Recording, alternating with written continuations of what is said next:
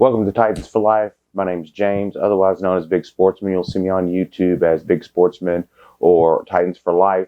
And welcome back to the channel. Of course, we talk about everything Titans in football. We don't just talk about just the Titans. We talk about football, but we focus on the Titans. And I'm a new member of the Titan Upload Network, and I want to thank everybody for all your support and everything. If you are not subscribed, hit the subscribe button down below and subscribe, because we talk a lot. We're going to be talking a lot over the next few weeks about the Titans' moves, what they can do, what they can't do, where they are roster-wise, and what they need to do roster. We're going to do some other things where me and Titans Rossi and Titan Upload, we're going to be discussing some things that are going to be taking on shape in the channels, on all three of our channels, and trying to get a little bit tighter fix on the network itself. But right now we're going to I want to thank the Kinsey family. They've been so gracious and generous. I've never met them before.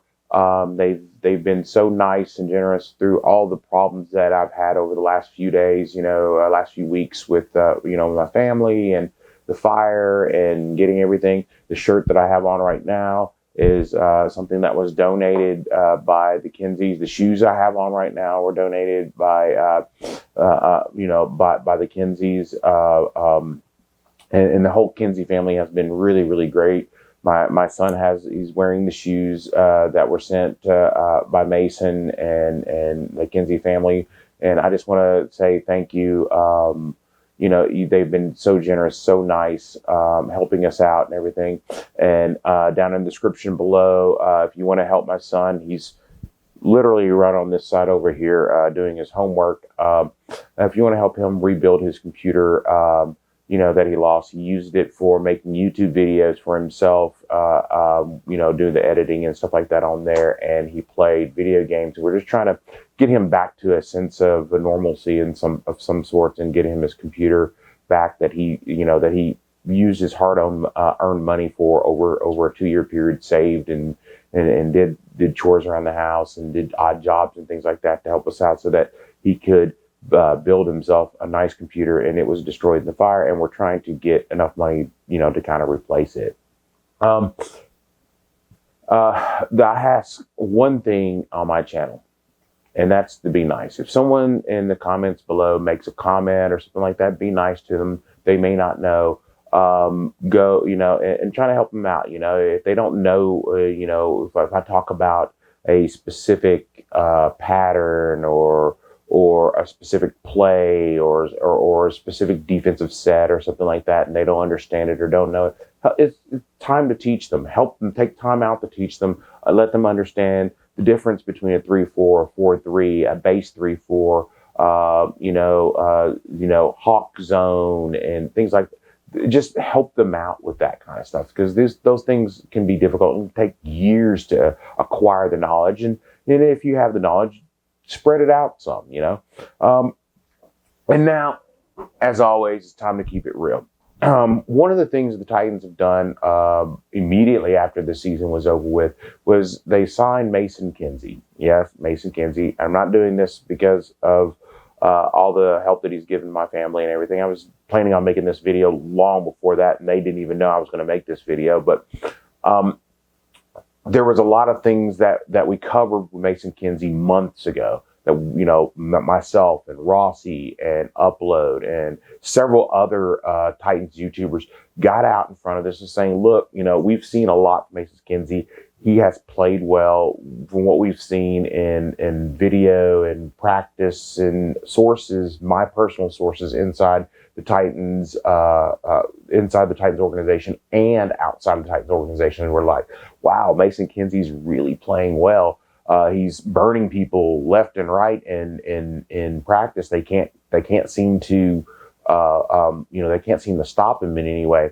Well, one of the first things the Titans did to show that, he is a future player for the Titans, and most likely by my projections, a starter for the Titans at the slot receiver and punt return position. They signed him to a futures contract.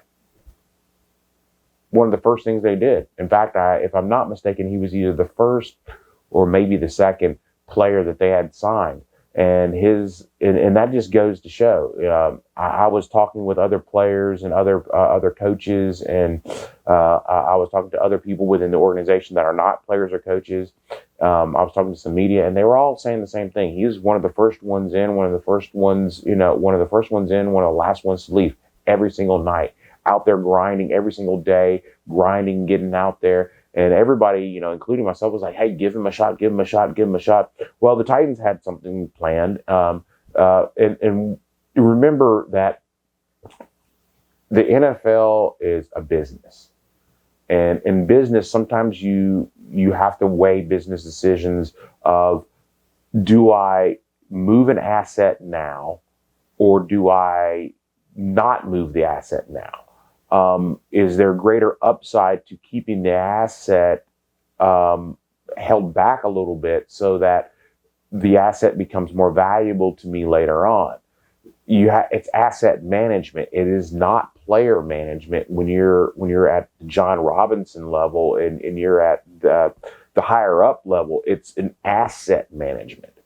And I think a lot of us, including myself, get hung up into, okay, he's a great player, he's a good player, we need to get him out there, he gets open, but we don't take into account the asset management aspect of what he can do and how he can do it. Now, I've scrubbed through Titans footage for months and months and months, practice footage where sometimes he was in the background, he wasn't the focus, you'd see him in the background somewhere and he'd be making a catch or doing something like that. I've scrubbed through that footage. I've scrubbed through all the footage that I could find of Mason Kinsey, and I've ascertained a couple of things. Number one, he is extremely quick. He's got quick, meaning that he gets up to his fastest speed within a few steps. There's a difference between fast and quick. You can be fast, but not quick. You can be quick, but not fast, or you can be both at the same time. Mason he actually kind of has both at the same time. His top end speed, if I'm not mistaken, is like a 4.3, 4.31, 4.32, something like that. But his quickness is off the charts. I mean, he within 3 steps, he's at full speed, and there's not many corners that can get those hips turned and in full stride, step for step, within 3 steps with him. So the corners are going to have to deal with him in some way. When then you look at the rest of the wide receiving core, from my sources, there is no indication whatsoever that Julio Jones is going anywhere. It looks like he's going to stay here with the Titans. The Titans will have to deal with the salary cap management issues. There are ways around it. There are ways to redo contracts and make it all work together. It's, cap magic. And then after this coming year, the 2022-2023 season, the cap situation is going to get a lot better for all teams, because literally the cap is going to go up exponentially. The reason why it's being held back in the 2022 season is because of the deal that was cut for the COVID year, that they spread that out over several years as opposed to taking in the hit all in 1 year. It was reduced some by 1 year, and then they limited the upper limit of the cap growth over the next few years to kind of make up for those few years. It was essentially, I've heard it phrased as kind of a loan, and now the players are paying back the loan, and it's being paid back faster than people anticipated because the revenues were higher. Anyway, what I'm looking at right now is that, of course, AJ will be back next year. It looks like he's going to be healthy again, and I think Julio can get healthy over the summer and take things. And then you got a guy like Derrick Henry. So now you're going to end up with a slot receiver who's going to be man to man most of the time. A quick slot receiver that has some speed, top end speed with him. And you're looking at that, and you're let's say you're a defensive coordinator. How do you deal with that? Mason has great hands. His hands have never been question. And I hear, there was a brouhaha back in early when we were talking about Mason from some of the other YouTube quote unquote credentialed media, as they refer to themselves as. But the thing about that is that they may be credentialed media, but they're not in any way.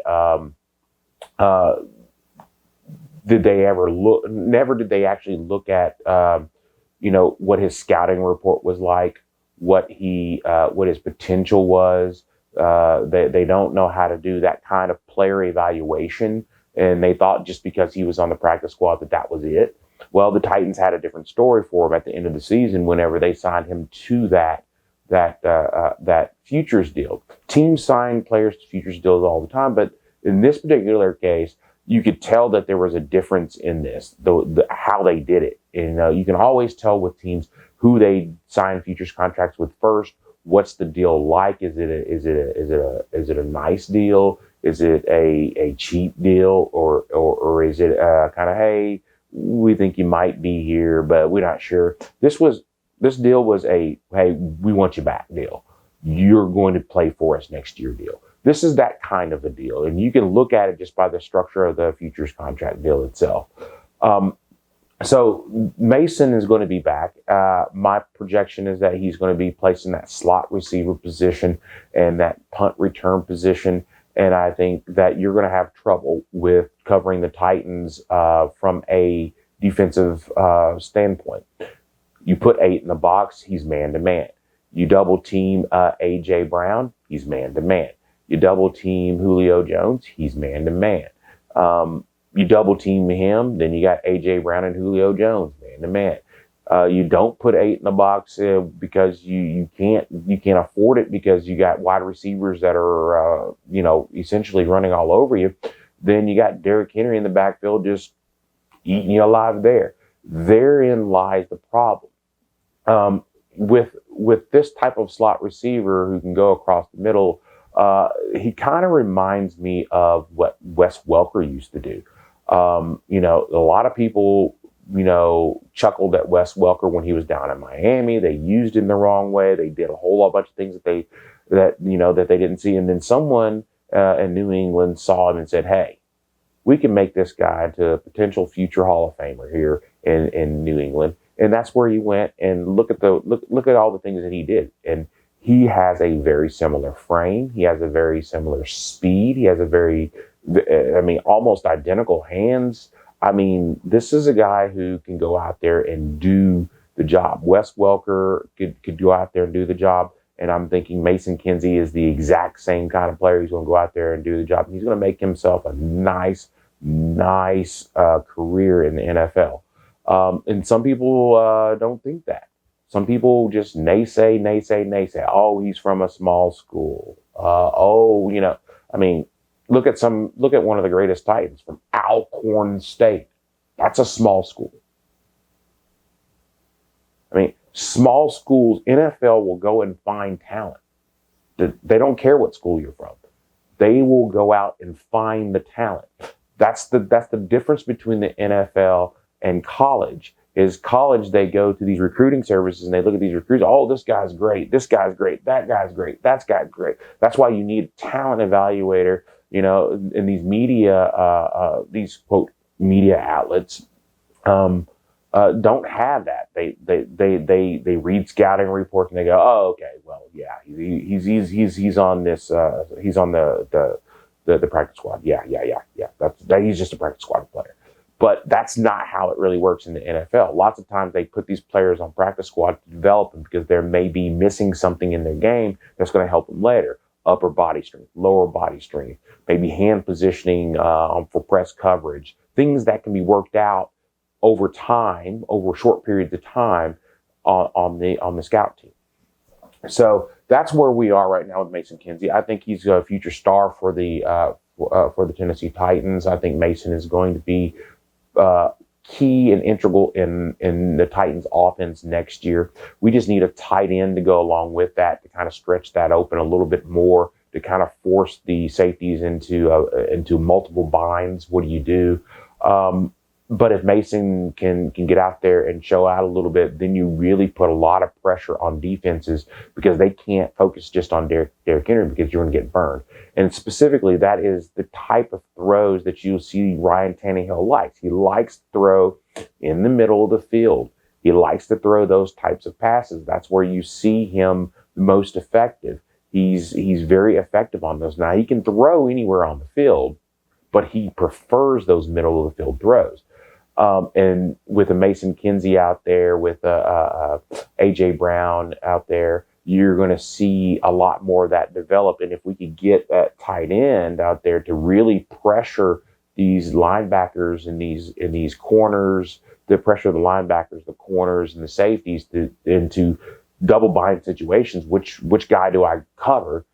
Then you're going to have a real problem defensively. If you're the defensive coordinator, you're going to be up late at night trying to figure this out. So my evaluation is the Titans are going to get, we're going to see some of the Titans receivers, the receiving core gone at the end of this year. There's salary cap issues right there. There's a couple of $1 million, I think, to be saved by cutting some of those guys who weren't very productive. And there's guys like Dez Fitzpatrick who, by all accounts, from what I can understand from other people who are in the organization, Dez Fitzpatrick just won't block. He just refuses. He doesn't think that that's part of his job, I guess. And he doesn't study the playbook that well. He's not where he's supposed to be when the ball is thrown that direction. In college, you can kind of get away with that a little bit, but in the NFL, everything is based on timing and spacing and those types of things. You can't be in the wrong place. So, Dez, if you're listening, bro, come on, get your grind on, man. Come on, I'm keeping it real with you here. I'm not trying to sugarcoat it. That's not what I do. But I'm telling you right now, Dez, if you don't get your head in that playbook, if you don't get out there and get more physical, get block, put somebody on their behind, do that. If you don't do that, bro, you're not going to be in the NFL. Period. Because I don't know too many teams that's going to tolerate that. Not too many teams are going to tolerate that kind of attitude. Do you want to be a guy who has all the talent in the world, Dez, but has bad attitude? Look at Antonio Brown. If you want prime example of someone who has all the talent in the world but nobody will touch, do you want to be that guy? Yo, bro, you got the golden ticket to make millions, to be richer than you've ever thought imaginable. If you just stick your head in the playbook and do what's asked, block, run the correct routes, learn the route tree properly, learn where you're supposed to be, make the catches you're supposed to make. You could be a superstar. It's not that difficult with your talent level, but you got to put in the work. You got to grind. Because if you ain't willing to grind, bro, ain't nothing nobody can do for you. And that's keeping it real. Remember, Titans for Life always says, keep it real.